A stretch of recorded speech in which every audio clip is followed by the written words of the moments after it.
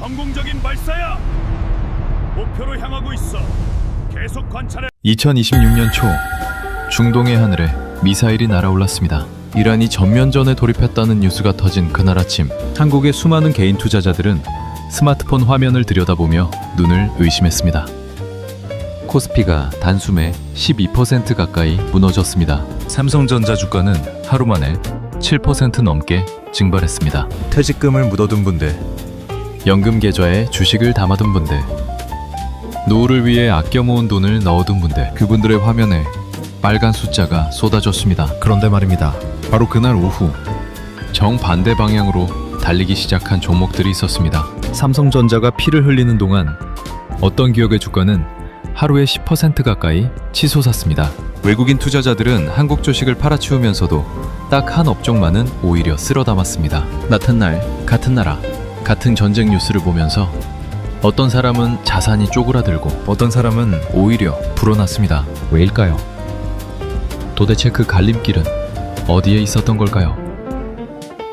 지금부터 이란 전쟁이 한국 주식시장에 남긴 진짜 지도를 펼쳐보이겠습니다. 전쟁이 터졌을 때 당신의 노후 자산이 어디에 있어야 하는지 그 답이 여기 있습니다. 끝까지 집중해 주십시오. 이란 전쟁 소식이 전해진 그날 아침을 기억하십니까? 새벽 5시 미국 시장이 먼저 반응했습니다. 나스닥이 흔들렸고 유가가 치솟았습니다. 그리고 한국 시장이 열리자마자 매도 물량이 쏟아졌습니다. 코스피는 장중 한때 12%에 육박하는 역사적 급락을 기록했습니다. 하루 만에 수십조 원의 시가총액이 사라졌습니다. 삼성전자만 해도 그날 하루 7% 이상 떨어졌습니다. SK하이닉스도 마찬가지였습니다. 반도체 대형주들이 일제히 무너졌습니다. 방송마다 전문가들이 나와서 패닉셀은 금물이라고 했지만 개인 투자자들의 손가락은 이미 매도 버튼을 향하고 있었습니다. 여러분, 이건 단순한 주가 하락이 아니었습니다. 이건 전쟁이 자본시장에 진입하는 순간이었습니다. 그리고 자본시장은 전쟁 앞에서 두 가지 반응을 동시에 보였습니다. 어떤 자산은 공포에 무릎을 꿇었고 어떤 자산은 전쟁을 연료 삼아 오히려 날아올랐습니다. 그 차이를 만든 것은 운이 아니었습니다. 구조였습니다. 그 구조를 알고 있었느냐 몰랐느냐, 그게 그날 아침 투자자들의 희비를 갈라놓았습니다. 전쟁이 터졌을 때 주식시장은 왜 이렇게 움직이는 걸까요? 그리고 그 안에 숨어있는 패턴은 무엇일까요? 지금부터 하나씩 풀어드리겠습니다. 먼저 배경부터 말씀드리겠습니다. 한국은 전 세계에서 손꼽히는 에너지 수입 의존 국가입니다. 우리가 쓰는 원유의 상당 부분이 중동에서 옵니다. 그 원유가 지나오는 길목이 바로 호르무즈 해협입니다. 페르시아만에서 아라비아해로 이어지는 이 좁은 수로는 폭이 불과 33km에 불과하지만 전 세계 원유 해상 운송의 5분의 1이 이곳을 통과합니다. 이란은 바로 이 호르무즈 해협을 손에 쥐고 있는 나라입니다. 전쟁이 터지면 이란이 가장 먼저 꺼내드는 카드가 호르무즈 봉쇄 위협입니다. 이 해협이 막히면 중동 원유는 육로나 훨씬 긴 우회 항로로 돌아가야 합니다. 운송거리가 늘어나면 유가는 오르고 세계 경제는 흔들립니다. 한국 경제는 이 충격에 특히 취약합니다. 제조업 중심, 수출 의존 구조이기 때문입니다. 유가가 오르면 원가가 오르고 원가가 오르면 기업 이익이 줄고 기업 이익이 줄면 주가가 내려갑니다. 이것이 중동 전쟁이 코스피를 흔드는 기본 경로입니다. 그런데 여러분, 여기서 중요한 게 있습니다. 전쟁이 모든 것을 파괴하지는 않습니다. 어떤 것은 전쟁이 있어야만 살아납니다. 그게 무엇인지 지금부터 본격적으로 들여다보겠습니다. 전쟁이 터지면 글로벌 투자자들은 가장 먼저 위험 자산에서 손을 뺍니다. 주식. 그 중에서도 경기 민감 업종이 첫 번째 타깃이 됩니다. 삼성전자가 바로 그 경기 민감주의 대표입니다. 반도체는 경기가 좋을 때 잘 팔립니다. 기업들이 서버를 늘리고 스마트폰을 생산하고 데이터 센터를 확장할 때 반도체 수요가 폭발합니다. 그런데 전쟁이 터지면 기업들은 투자를 멈춥니다. 소비자들은 지갑을 닫습니다. 경기 침체 우려가 반도체 수요 감소 우려로 직결되는 겁니다. 여기에 더해 공급망 불안이라는 변수도 있습니다.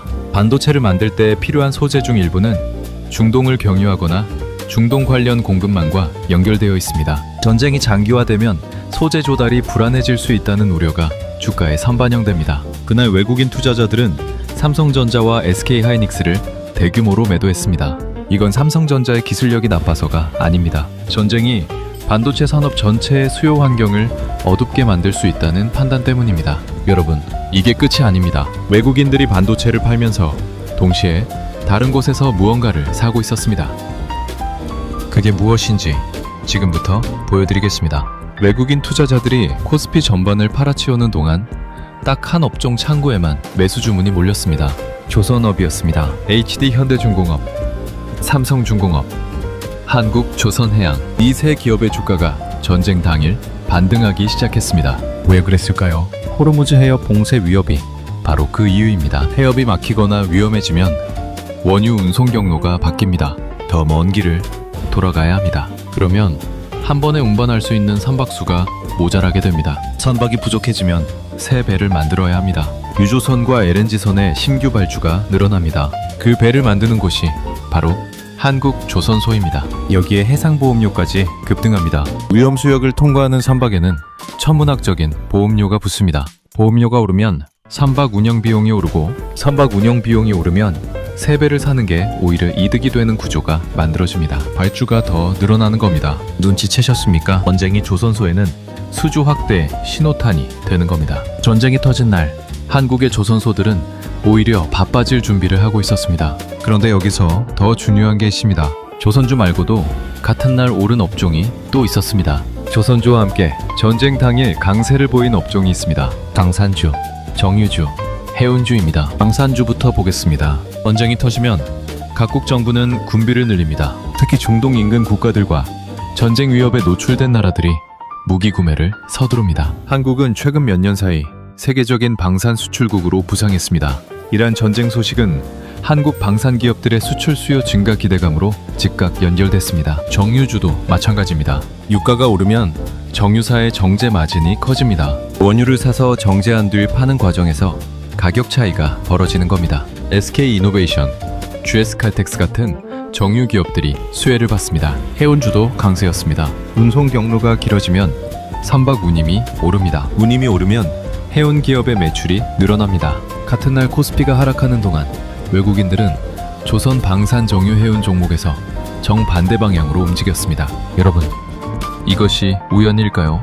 아닙니다. 이건 전쟁과 주식시장 사이에 존재하는 오래된 공식입니다. 그런데 진짜 문제는 따로 있습니다. 전쟁 수혜주라고 다 같은 수혜주가 아닙니다. 조선주 이야기를 좀 더 깊이 들여다보겠습니다. 한국 조선 빅3는 현재 3년에서 4년치 수주 잔고를 이미 확보하고 있습니다. 수주 잔고란 이미 계약이 완료된 건조 물량입니다. 쉽게 말해 오늘 당장 전쟁이 끝나도 앞으로 3년 이상은 일감이 보장되어 있다는 뜻입니다. 조선업은 배 한 척을 짓는데 2년에서 3년이 걸립니다. 말주가 느는 지금 그 효과는 수년에 걸쳐 천천히 하지만 확실하게 나타납니다. 중기적으로 LNG선과 군함, 특수선 수주가 더 늘어날 가능성이 높습니다. 전쟁 이후 에너지 운송 다변화 수요, 각국 해군력 강화 수요가 동시에 커지기 때문입니다. 물론 리스크가 없는 것은 아닙니다. 조선업은 장기 계약 산업입니다. 계약 당시 정해진 가격으로 납품해야 합니다. 전쟁이 유가를 올리고 물가를 올리면 철강제, 인건비 등 원가가 동반 상승합니다. 이미 체결된 계약에서는 원가 상승분을 반영하기 어렵습니다. 이익률이 줄어들 수 있습니다. 이게 바로 전쟁이 주식시장을 갈라놓는 방식입니다. 같은 수혜주 안에서도 구조를 알면 리스크가 보이고 모르면 그냥 오른다고 따라 사게 됩니다. 더 무서운 건 지금부터입니다. 삼성전자 이야기로 돌아오겠습니다. 전쟁 당일 7% 이상 급락한 삼성전자. 이후 단기적으로 주가가 더 흔들릴 가능성이 있습니다. 증권가에서는 전쟁 충격이 지속될 경우 단기 주가 범위를 17만 원에서 19만 원으로 보고 있습니다. 글로벌 경기 침체 우려, 유가 상승, 투자 심리 위축이 삼박자로 맞물리기 때문입니다. 더 무서운 건 이게 단순히 주가만의 문제가 아니라는 점입니다. 삼성전자 주가가 흔들리면 코스피 전체가 흔들립니다. 삼성전자의 코스피 내 비중은 압도적입니다. 삼성전자 하나가 무너지면 연금펀드, 퇴직연금 계좌, 인덱스 펀드 할 것 없이 모두 타격을 받습니다. 그런데 여기서 중요한 질문이 있습니다. 삼성전자는 정말 끝난 걸까요? 답은 아닙니다. 전쟁은 단기 충격입니다. 그런데 AI 반도체 사이클은 전쟁과 무관하게 진행 중입니다. 전 세계 데이터 센터 투자, AI 서버 확장, 엣지 디바이스 보급. 이 흐름은 이란 전쟁이 끝나도 멈추지 않습니다. 삼성전자의 펀더멘털은 살아있습니다. 이제 가장 중요한 이야기입니다. 중기적으로 삼성전자를 어떻게 봐야 할까요? 증권가 분석을 종합하면 전쟁 충격이 어느 정도 소화되는 개월에서 1년 시점을 기준으로 삼성전자 목표 주가를 20만원에서 25만원 구간으로 보는 시각이 우세합니다. AI 반도체 사이클이 재확인되고 글로벌 투자, 심리가 회복되는 시점에 반등이 본격화될 수 있다는 논리입니다. 이건 단순한 낙관론이 아닙니다. 반도체 산업의 구조를 보면 됩니다. AI 서버 한 대에 들어가는 고대 여폭 메모리, 즉 HBM 수요는 매년 폭발적으로 늘고 있습니다. 이 수요는 전쟁이 촉발하는 단기 경기 우려보다 훨씬 긴 호흡으로 움직입니다. 답은 바로 이겁니다. 전쟁은 단기 충격이고 산업 사이클은 그대로입니다. 같은 주식인데 보는 시간대가 다르면 판단이 완전히 달라집니다. 하루짜리 공포로 수년짜리 기회를 날리는 것. 그게 개인 투자자들이 가장 많이 저지르는 실수입니다. 여러분, 전쟁이 터진 날 삼성전자를 팔아야 하는 사람과 그냥 들고 있어야 하는 사람은 다릅니다. 그 기준이 무엇인지 지금부터 말씀드리겠습니다. 그럼 도대체 왜 이렇게 된 걸까요? 더 큰 그림을 보겠습니다. 전쟁이 주식시장을 흔드는 경로를 도미노로 설명해드리겠습니다. 이란 전쟁 발발. 첫 번째 도미노입니다. 호르무즈 해협 긴장 고조. 두 번째 도미노입니다. 국제 유가 급등. 세 번째입니다. 유가가 오르면 전 세계 물가가 오릅니다. 네 번째 도미노. 물가가 오르면 중앙은행은 금리를 올리거나 내리기 어렵게 됩니다. 다섯 번째, 금리 부담이 커지면 기업 투자가 줄고 소비자 지출이 줄어듭니다. 여섯 번째, 경기 침체 우려가 확산됩니다. 일곱 번째, 도미노. 투자자들은 위험 자산을 팔고 안전 자산으로 몸을 피웁니다. 마지막 도미노, 주식시장이 흔들립니다. 이 연쇄 반응이 반도체와 자동차 같은 경기 민감주를 먼저 때립니다. 그런데 여기서 반전이 있습니다. AI 수요는 이 도미노 경로를 부분적으로 차단합니다. AI 투자는 경기 침체 우려에도 쉽게 꺾이지 않습니다. 미국의 빅테크 기업들, 마이크로소프트, 구글, 아마존은 AI 인프라 투자를 줄이지 않겠다고 공언하고 있습니다. 그 인프라의 핵심에 삼성전자와 SK하이닉스의 메모리 반도체가 있습니다. 이게 끝이 아닙니다. 이 흐름이 평범한 개인의 삶에 어떻게 닿는지 보여드리겠습니다. 지방도시에 사는 62살 김 씨를 생각해 보십시오. 30년 직장 생활을 마치고 퇴직금과 개인연금으로 총 2억 원을 마련했습니다. 그중 5천만 원을 삼성전자에 넣었습니다. 나머지는 채권형 펀드에 분산했습니다. 이란 전쟁 뉴스가 터진 날 아침, 김 씨는 삼성전자가 하루 만에 7% 빠지는 것을 봤습니다. 5천만 원이 350만 원 줄어 있었습니다. 공포가 밀려왔습니다. 주변에서 지금 팔고 나와야 한다는 말이 들렸습니다. 만약 김 씨가 그날 매도했다면 어떻게 됐을까요? 공포 매도 이후 주가가 반등했을 때 그는 바닥에서 판 사람이 됩니다. 반등 이익을 고스란히 놓치게 됩니다. 반면 같은 2억 원 중 조선주나 방산주의 일부를 담아뒀던 투자자는 달랐습니다. 삼성전자가 빠지는 날 그 부분은 올라 있었습니다. 전체 포트폴리오의 충격이 완충됐습니다. 심리적으로 흔들리지 않을 수 있었습니다. 여러분, 투자에서 심리가 흔들리지 않는 것, 그게 바로 분산의 힘입니다. 원정이 터졌을 때 그 힘이 가장 극명하게 드러납니다. 자, 그렇다면 우리는 어떻게 해야 할까요? 이란 전쟁 이후 주식시장의 흐름을 이해했다면 이제 행동으로 옮겨야 합니다. 세 가지를 말씀드리겠습니다. 첫째, 단기 테마에 접근할 때는 구조를 먼저 확인하십시오. 조선주와 방산주는 전쟁 수혜 업종으로 분류되지만 그 안에도 차이가 있습니다. 조선주는 수주장고 3년에서 4년치라는 강력한 실적 버팀목이 있습니다. 그러나 유가 상승이 장기화되면 원가 리스크가 이익률을 잠식할 수 있습니다. 방산주는 수출 계약 확대 기대가 있지만 국제 정세가 빠르게 바뀌면 모멘텀이 꺾일 수 있습니다. 테마를 쫓되 반드시 그 기업의 수주 잔고, 계약 구조, 원가 조건을 먼저 들여다보십시오. 모른다고 따라가는 것과 구조를 알고 들어가는 것은 전혀 다른 결과를 만듭니다. 둘째, 삼성전자와 반도체에 이미 투자하고 있는 분들은 시간 프레임을 점검하십시오. 단기 17만원에서 19만원 조정 구간은 전쟁이 만들어내는 일시적 충격 구간입니다. AI 반도체 사이클, HBM 수요, 데이터 센터 투자 흐름은 이 충격을 지나도 그대로 살아있습니다. 중기 목표 20만원에서 25만원은 산업 구조에서 나오는 숫자입니다. 전쟁 뉴스 하나로 수년짜리 산업 사이클을 포기하지 마십시오. 다만 단기 현금이 필요한 분, 생활비가 걱정되는 분은 지금 보유 비중을 조정하는 것이 맞습니다. 투자는 생활을 흔들어서는 안 됩니다. 셋째, 변동성이 큰 시장일수록 현금 비율을 일정 수준 유지하십시오. 전쟁이 어떻게 전개될지는 아무도 모릅니다.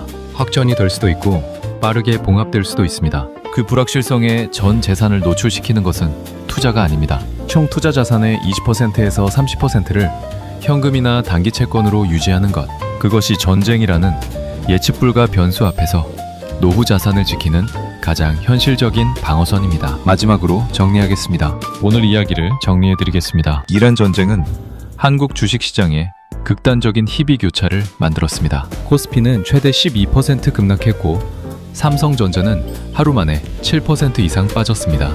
그러나 같은 날 조선주와 방산주와 정유주는 반대 방향으로 움직였습니다. 외국인들은 코스피를 팔면서도 조선 빅3는 사들였습니다. 그 차이를 만든 것은 운이 아니라 구조였습니다.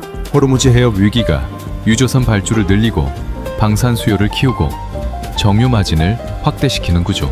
그 구조를 이해한 사람과 그냥 공포에 반응한 사람의 결과가 달랐습니다. 삼성전자는 단기 조정이 불가피하지만 AI 반도체 사이클이라는 더 큰 흐름은 살아있습니다. 단기 충격과 장기 사이클을 혼동하지 않는 것, 그것이 핵심입니다. 여러분, 전쟁은 언제든 다시 올 수 있습니다. 충동만이 아닙니다.